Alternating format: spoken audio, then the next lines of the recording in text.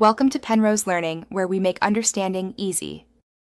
In this video, I will explain how to fix Roblox not downloading on your Fire tablet.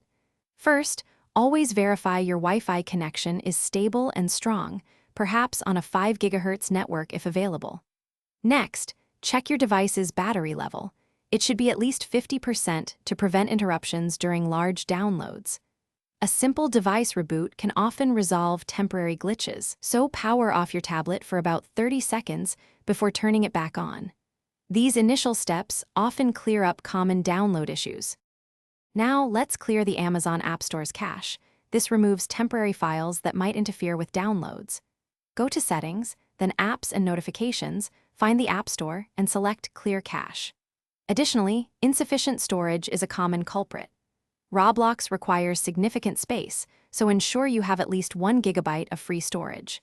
If not, consider uninstalling unused applications or deleting old photos and videos to free up necessary room. Next, let's address network and App Store settings.